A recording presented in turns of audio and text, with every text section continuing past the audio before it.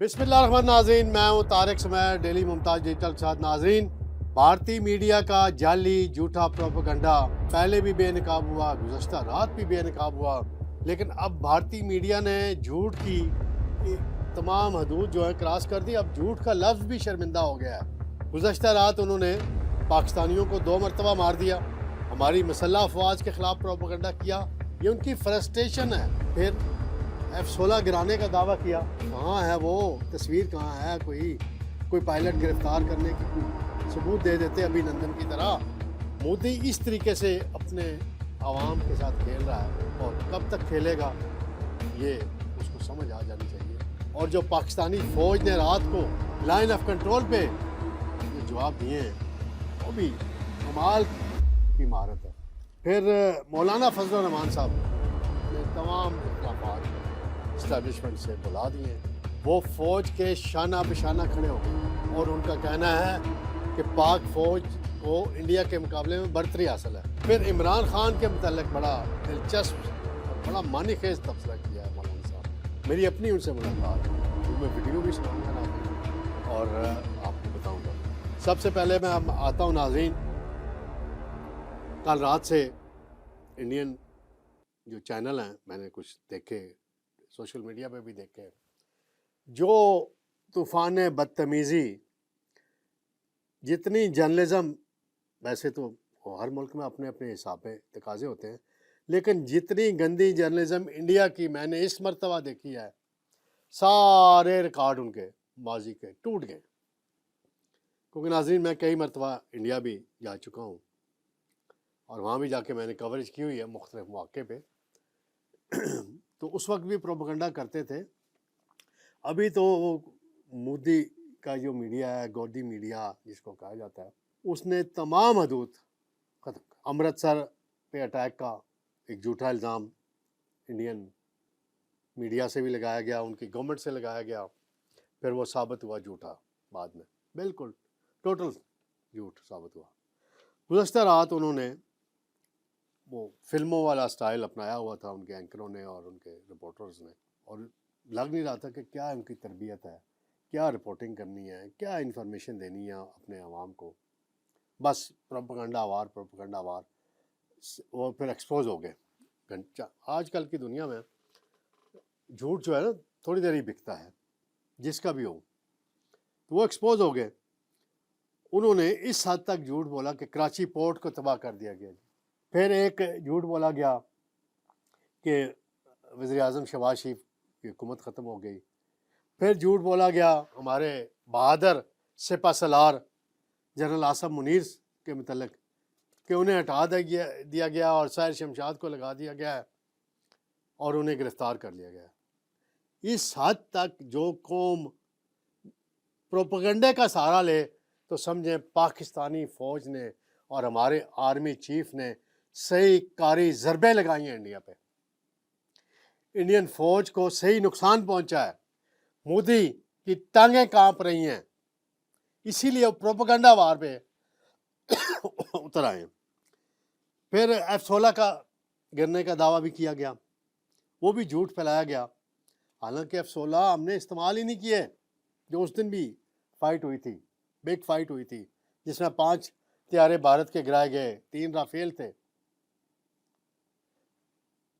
तो F-16 उड़े हैं तो पता चल जाता है भाई, कोई रेडार पे आ जाता है, कोई चीज़ आ जाती।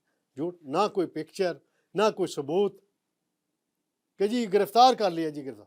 बरखा जज जैसी एक जर्नलिस्ट है, पाकिस्तान आती रहती है, हमारे पास सियासी रहनुमाओं के पास भी आके इंटरव्यूज़ करती है, बड़ा उसको प्रोटोकॉल भी दिया जाता है। मेरा उससे कई दफ़ा खुद मुकालमे हुए हैं इस पाक इंडिया रिलेशन के तनाज़र में। तो उस जैसी खातून ने भी जाली ट्वीट किए कि पायलट पाकिस्तानी गिरफ्तार हो गया। सबूत आ रहा है, सबूत कोई नहीं आया। सुबह इंडियन मीडिया लेट नाइट खामोश हो गया इस सारे मामले पे, इन सारे झूठे प्रोपेगेंडे से हट गया है। तो मुझे वैसे ही एक बात याद आ गई है। वैसे इंडियन मीडिया ने तो पाकिस्तानियों को, कराची वालों को, इस्लामाबाद वालों को 2 दफ़ा मार दिया, हम फिर भी तबसरा कर रहे हैं अल्लाह के फजल करम से। और मेरे जहन में एक बात आई है کہ انڈین ایئر فورس کی جو قابلیت ہے تو وہ اتنی زبردست ہے کہ وہ ہمارے ایئر فورس، ہمارے طیارے F-16 JF-17 J-10 C record زبردست طیارہ، اس کو کیا ماریں گے؟ وہ ہمارے جنگی رکشے نا اس کو بھی نہیں مار سکتے، ان کی قابلیت اس میں بھی نہیں ہے. تو یہ سارا اور جھوٹ اتنا بولا کہ جو جھوٹ کا لفظ ہے نا وہ بھی شاید شرمندہ ہو گیا ہے انڈینز کے پروپیگنڈے میں. اور LOC پہ جو فوج نے رات کارروائی کی بہت سی ایریاز میں، اور وہ ویڈیوز بھی آئی ہوئی ہیں، اور کامیابیاں حاصل کیں، پھر سفید جھنڈے لہرائے انڈینز نے. تو بڑی حوصلہ افزا بات ہے کہ ہماری فوج اپنی پلاننگ کے مطابق، جو ان کی پلاننگ ہے ظاہری بات ہے وہ اظہار تو نہیں ہوتا اس کے مطابق جا رہے ہیں اور بڑے اچھا کر رہے ہیں. اور آج نیشنل اسمبلی کے اندر JUI کے سربراہ ہیں، بڑے اہم پاکستانی رہنما ہیں، سیاستدان ہیں، جمعیت علماء اسلام کے صدر ہیں. انہوں نے بڑی جامعہ تقریر کی، پھر ان سے انٹرویو بھی میں نے کیا، وہ بھی ناظرین ہمارے وہ جاری ہونے والا ہے، ہو چکا ہے جاری، اور اس کا کچھ حصہ میں ادھر بھی دکھاؤں گا.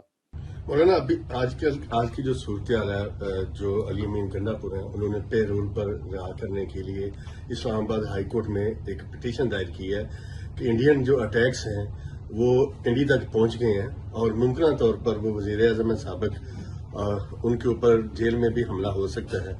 اس حوالے سے آپ کیا کہتے ہیں کہ ان کو محفوظ مقام پر منتقل کرنے کے لیے انہوں نے پٹیشن دائر کی ہے؟ اگر عدالت ان کے پٹیشن کو قبول کرتی ہے تو مجھے کیا اعتراض ہو سکتا ہے؟ تو انہوں نے اپنی جو ان کی تنظیم ہے حرکت الانصار، وہ جس کو کہتے ہیں، وہ سیکورٹی کے حوالے سے بھی ہے، ان کی سیکورٹی بھی کرتی ہے اور رفائی کام بھی کرتی ہے. تو انہوں نے کہا کہ رضاکار کے طور پہ وہ حاضر ہیں ان کی تنظیم کے لوگ. خواجہ آصف صاحب نے ان کو جواب بھی دیا اسمبلی میں، بڑے اچھا. تو مولانا صاحب نے کہا کہ پاکستانی فوج کو برتری حاصل ہے، اور پاکستانی ایئر فورس نے جو کارنامے سر انجام دیے ہیں وہ تاریخ میں سنہری الفاظ سے لکھی جائے. تو اختلافات انہوں نے ایک طرف رکھ دیے ہیں. تحریک انصاف کے لیڈرز بھی بیان بازی جب کرتے ہیں، ٹھیک ہے، ان کا وہ ایک مطالبہ کرتے ہیں عمران خان صاحب کی پیرول پہ رہائی کا. آج ہائی کورٹ میں رٹ بھی دائر ہوئی ہے. تو اس تناظر میں نے مولانا فضل الرحمان صاحب سے سوال کیا، ایک اور دوست نے بھی کیا. تو پہلے تو مولانا صاحب ذرا معنی خیز انداز میں مسکرائے اس سوال پہ کہ جی ایک رٹ دائر ہوئی ہائی کورٹ میں کہ عمران خان کو جیل میں خطرہ ہے، ڈرون نہ گر جائے تو ان کو پیرول پہ رہا کر دیا جائے. پہلے مولانا صاحب مسکرائے معنی خیز انداز میں، پھر انہوں نے بڑا سنجیدہ تبصرہ کیا.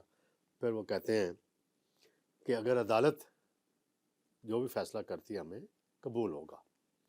پھر انہوں نے کہا کہ PTI کے لوگ اپنی تقریروں میں بات کر دیتے ہیں اپنے لیڈر، کیونکہ ان کا لیڈر گرفتار ہے، ان کے بہت سے اور لوگ گرفتار ہیں، تو ان کی رہائی کی بات کرتے ہیں تو کوئی عرض نہیں، اس کو مائنڈ کرنے کی ضرورت نہیں ہے. بہرحال قومی یکجہتی کا بھرپور مظاہرہ جو ہے وہ ہو رہا ہے. CNN کی رپورٹ میں نے کل رات بھی اپنے ویلاگ میں ذکر کر دیا تھا، آئی ہے کہ فائٹ کیسے ہوئی، اور ہسٹوریکل فائٹ تھی، اور انڈیا کے 80 طیارے تھے اور پاکستان کی تعداد 26 سے 30 کے درمیان ہے. تو دونوں اپنی اپنی حدود میں رہ کے پھر میزائل یوز کیے گئے. پھر جو ڈرونز ٹیکنالوجی ہے جو اس کا اسرائیل کے ساتھ مل کے انڈیا نے کیا ہے کل، اس کو بڑی جامع طریقے سے، بڑی اچھی حکمت عملی سے ہماری فورسز نے نیوٹرلائز کیا ہے. پھر بعد میں، کیونکہ اگر ماہرین جو بتاتے ہیں ڈیفنس کے کہ اگر زیادہ ہائٹ پہ ان کو ہٹ کیا جائے، بڑے ہتھیار سے ہٹ کیا جائے تو وہ زیادہ نقصان بھی کر سکتے ہیں، اور ڈیٹا جو ہے وہ جاسوسی کے لیے جو یہ مقاصد ہوتے ہیں وہ بھی لیک ہونے کا خطرہ ہوتا ہے. تو اس لیے جب لو پرواز پہ آتے ہیں تو چھوٹے ہتھیار سے انہیں ہٹ کیا جاتا ہے تاکہ کم از کم نقصان ہو. تو یہ اس جو اسرائیلی ڈرون ہے ان کا بھی انشاءاللہ پاکستان کی ایئر فورس اور پاکستانی فوج اور ہمارے سائنٹسٹ اس کا بھی حل نکال لیں گے انشاءاللہ. باقی چیزوں کا نکال لیا ہے اور انڈین ایئر فورس کو جام کر دیا، تو یہ بھی حل نکال لیں گے، اس میں کوئی وہ پریشانی والی بات نہیں ہے، تھوڑا وقت چاہیے ہوتا ہے، ظاہری بات ہے کہ پہلی دفعہ اسرائیل کا یہ ڈرون جہاں استعمال ہوئے ہیں، تو اس کی میں آپ کو پھر دوسرا میں یہاں چائنیز قوم کو، چائنیز حکومت کو خراج تحسین پیش کرتا ہوں اور داد دیتا ہوں کہ چائنیز ٹیکنالوجی کو، جس کو وہ ہمارے ہاں ایک مثال ہے نا کہ چائنا سے 2 نمبر مال بھی بن جاتا ہے، 1 نمبر بھی بن جاتا ہے، 10 نمبر بھی بن جاتا ہے، یہ جو الیکٹرانکس کی ہوگی چیزیں، باقی اس تناظر میں مارکیٹ میں تاجر تبصرہ کرتے ہیں آپس میں، لیکن چائنیز نے یہ جو پاکستان کے ساتھ معاہدے کے بعد کیا کمال، اس پہ امریکہ پریشان ہے، انڈیا تو ہے ہی ہے پریشان، اور یورپی ممالک بھی پریشان ہے کہ کیا چائنیز آ گئے، چائنیز کمپنی آ گئی ہے، تو یہ بڑی خوشائند بات ہے، اور یہ داد دیں اس کو، ویژن کو دیں، اس لیڈرشپ کے ویژن کو داد دیں جس نے یہ GF-17 تھنڈر طیاروں کا معاہدہ پہلی مرتبہ چائنا کے ساتھ کیا۔ یہ سی پیک کا جب پروجیکٹ آیا تھا 2014-15 میں ناظرین، اس کے بعد یہ ہوا تھا، اور اس وقت کے وزیر اعظم نواز شریف نے یہ معاہدہ کیا تھا، تو میں یاد دہانی کے لیے بار بار کچھ چیزوں کا ذکر کرتا ہوتا ہوں، تو یہ ایک بڑی اہم بات ہے، اس کا تذکرہ کرنا ضروری ہے، اور اب انڈین میڈیا کے جھوٹ پر مزید کیا کہا جائے، خود ہی ننگے ہو گئے ہیں، ایکسپوز ہو گئے ہیں، تو اب انٹرنیشنل میڈیا نے اور باقی جو سفارتکار ہیں عالمی دنیا ہے، انہوں نے کہا ہے اپنے سفارت خانوں کو نئی دہلی میں جو ہے کہ انڈین میڈیا کو کوٹ نہیں کرنا آپ نے کوئی بھی ان واقعات میں، کیونکہ اس کی کسی بات پر اعتبار نہیں ہے، کوئی ثبوت نہیں ہے، کوئی کچھ نہیں ہے۔ انڈیا نے ایک اور باریک واردات کرنے کی کوشش کی، امرتسر میں جو میزائل گرائے، ان کا مقصد تھا کہ سکھوں اور پاکستان کے درمیان جو ہے غلط فہمیاں پیدا کی جائے، تو وہ سازش بھی ان کی ناکام ہوئی۔